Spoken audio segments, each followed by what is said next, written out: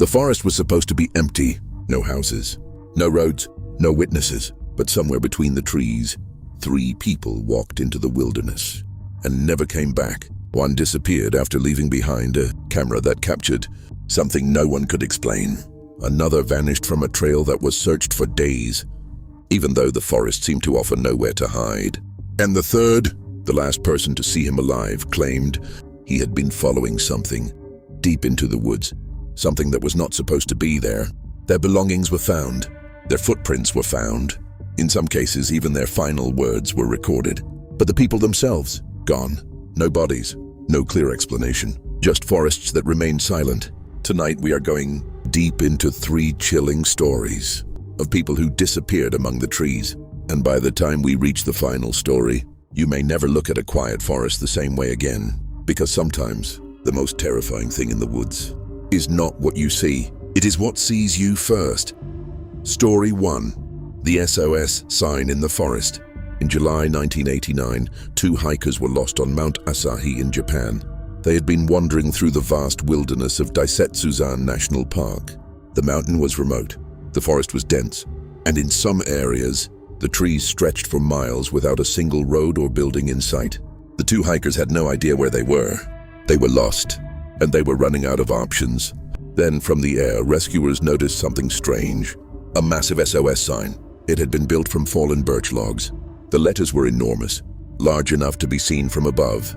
The message was simple: SOS. Someone was asking for help. The rescue team immediately focused on the area.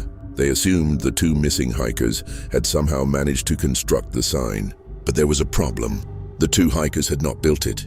And according to investigators, the sign had already been there for years.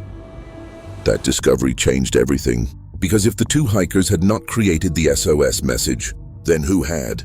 The following day, searchers returned to the area. They began looking for clues, and not far from the giant sign they found something disturbing: human remains. Nearby, they discovered personal belongings. Among them was identification connected to a man named Kenji Iwamura. He had disappeared in the area years earlier, but the most disturbing discoveries were still waiting to be found. Searchers located 2 cameras. They also found a notebook and a tape recorder. The tapes contained recordings of a distressed man calling for help. The voice was frightened. The man appeared to be lost and desperate to be found, but no one knows exactly when the recordings were made, or whether the voice belonged to the person whose remains were discovered. The giant SOS sign created even more questions. Who built it?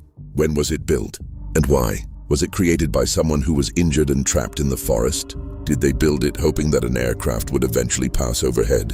Or was it created by someone else entirely? The 2 hikers who were rescued had seen the sign from above, but the person who may have created it was already gone. The forest had kept the secret for years, and even after the discovery of the remains, the mystery was not completely solved, because the SOS message was never just a sign.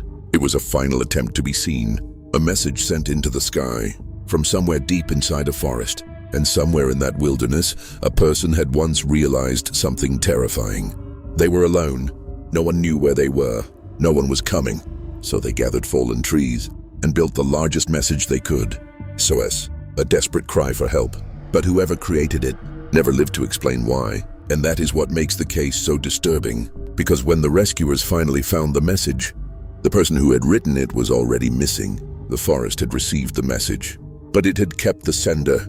And even today, one question remains: who built the SOS sign? And how long had they been waiting for someone to see it? Story 2. The boy who vanished into the Smoky Mountains. On June 14, 1969, 6-year-old Dennis Martin disappeared from a mountain meadow in the Great Smoky Mountains. It happened during a family camping trip. The day had started normally. Dennis was with his father, his grandfather, his older brother, and another family. The children were playing together near Spence Field. They were laughing, running through the grass, hiding behind trees. It was the kind of afternoon that seemed completely safe, until one simple game ended. The children decided to separate. They planned to hide and surprise the adults. Dennis was supposed to appear with the others, but he never did. At first, no one was worried. His family assumed he was still hiding somewhere nearby. They called his name. They searched behind trees. They checked the surrounding area, but Dennis was gone. And the strange part was, he had disappeared within minutes. A 6-year-old boy had vanished from an open mountain area. He had no backpack, no food, no camping equipment, and no reason to travel far from his family. But there was no sign of him. No clear trail, no clothing, no belongings, nothing. The search began almost immediately. Park rangers were called, volunteers arrived, then more searchers joined. The operation grew larger and larger. People moved through the mountains in every direction. They searched trails, ravines, creeks, dense forests, steep slopes, every place a child might have wandered. But the forest gave them nothing. Then the weather changed. Heavy rain moved through the mountains. The ground became wet and muddy. Any footprints that may have existed were quickly destroyed. The search became even more difficult, but the rescuers continued. Days passed, then weeks. More than 1,000 people eventually took part in the search. Search teams moved through miles of rugged wilderness. Helicopters flew overhead. Dogs were used. Experienced trackers searched the mountains. Yet Dennis Martin remained missing, and that was the part that disturbed investigators. A child had disappeared, but the forest seemed to have swallowed every trace of him. There was no confirmed sighting after he vanished. No clothing was recovered, no remains were found, and no definite explanation was ever established. The search became one of the largest operations in the history of the park. But despite the enormous effort, Dennis was never found. Not alive, not dead, not even a confirmed piece of evidence that could explain what happened. Decades passed. The forest continued to grow. The trails changed. Families came and went through the mountains. But the question remained, where did Dennis go? Some believed he became lost. The Smoky Mountains are enormous. The terrain is steep. The forests are dense, and a child can become disoriented very quickly. Others believed something more sinister may have happened. Perhaps someone saw the boy alone. Perhaps someone took him. But no theory was ever proven, and without evidence, the mystery remained. What makes the case so disturbing is how quickly it happened. One moment, Dennis was part of a group of children. The next, he was gone. No dramatic struggle, no warning, no one saw him walk away. Just a few minutes of confusion, and an empty space where a little boy had been. Even today, the mountains where Dennis disappeared remain vast and heavily forested. And somewhere in that wilderness, there may still be answers, but no one knows where to look. Because after all these years, Dennis Martin has never been found. His disappearance remains one of the most haunting, unsolved cases connected to the American wilderness. A child entered the forest and disappeared without leaving behind a clear explanation. And perhaps the most terrifying question is not what happened to Dennis after he vanished. It is this: how far could a 6-year-old child have gone before the forest completely erased his trail? Story 3: The two women who disappeared into the jungle. On April 1st, 2014, 2 young women walked into the mountains of Panama. Their names were Chris Kremers and Lisanne Froon. They had traveled from the Netherlands to Panama. They wanted to explore the country, to experience something different, and during their trip, they decided to hike near the town of Boquete. The trail was surrounded by thick jungle, mountains, rivers, and endless green wilderness. It looked beautiful, peaceful, almost unreal, but somewhere along that trail, something went wrong. Chris and Lisanne began their hike during the morning. They were not planning to disappear. They were not preparing for a dangerous expedition. They simply went out for a walk, a hike, a few hours in nature. But after they entered the forest, they never returned.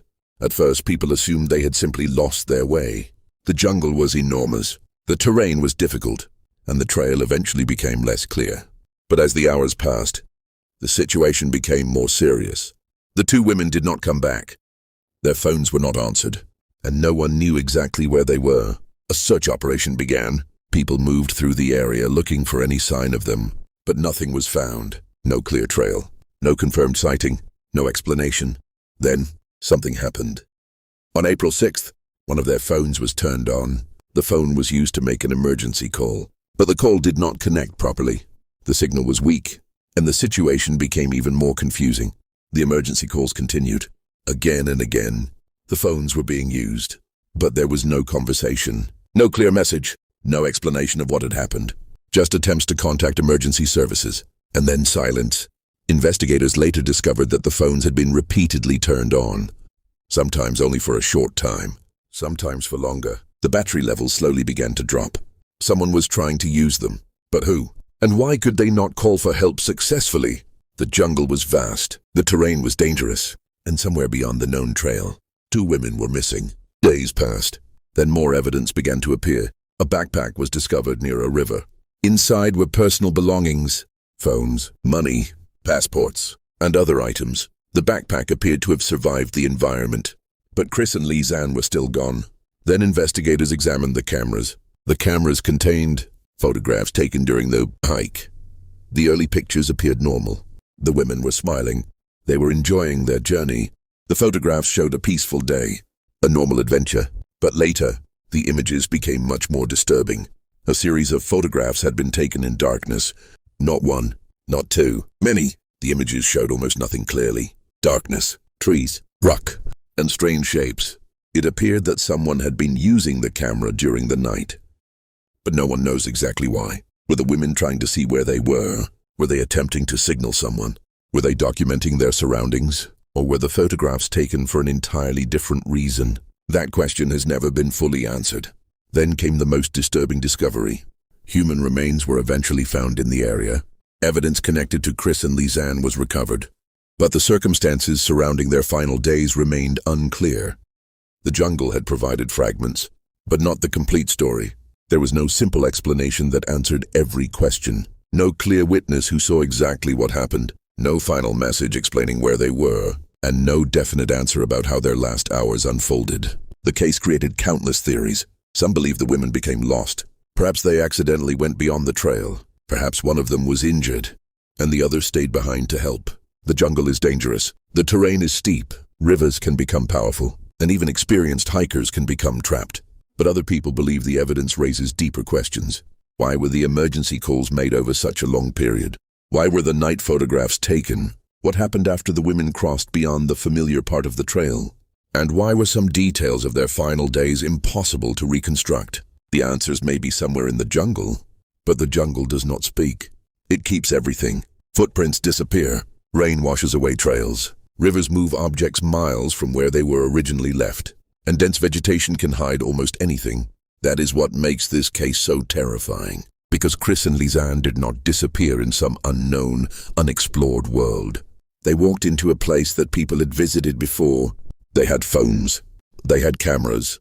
They had the ability to call for help. And yet, they still vanished. Their devices continued to show signs of activity. Their belongings were eventually recovered. But the complete truth of what happened to them remains unknown. 2 women entered the jungle, and the jungle gave back only fragments. A backpack, a few belongings, photographs taken in darkness, and questions that have remained unanswered for years. Perhaps the most disturbing part is imagining the final moments. 2 people, somewhere in the darkness, surrounded by mountains and thick jungle, unable to find their way back, trying to reach someone, trying to make a call, waiting for help, and knowing that no one knew exactly where they were. The forest around them was enormous, and every direction looked the same. Behind them, the trail may have been impossible to find. Ahead, only more wilderness. And somewhere in that darkness, the last clear answers disappeared. Because sometimes, people do not vanish from the world. They vanish from the map. And when the wilderness closes around them, all that remains is evidence, fragments, and a mystery that refuses to die. Chris Creemers and Lisanne Froon went into the jungle for a hike. They never returned. And to this day, the exact story of what happened after they crossed beyond the trail remains one of the most haunting mysteries of the wilderness. 3 stories, 3 disappearances, and 3 forests that never gave back the full truth. A giant SOS sign built deep in the wilderness. A 6-year-old boy who vanished within minutes. And 2 young women whose final days left behind more questions than answers. In every story, there was a moment when someone entered the forest. And then they were gone. No clear explanation. No final goodbye. Sometimes the wilderness is dangerous because of what lives inside it. But sometimes, the most terrifying thing is the silence, the unanswered questions, the possibility that someone was out there, alone, waiting to be found, and no one knew where to look. So the next time you walk through a quiet forest, and the trees seem to close behind you, remember this: every forest has a story. Some are forgotten, some are never solved, and some are still waiting to be discovered. If you enjoyed these stories, subscribe to the Hidden Fear Archive for more true horror stories, unexplained disappearances, and mysteries that refuse to stay buried. Because the next time someone disappears, The truth may be hiding somewhere in the dark. Until next time, keep your flashlight close. Watch the tree line, and whatever you do, don't follow the sound of someone calling your name from deep inside the woods.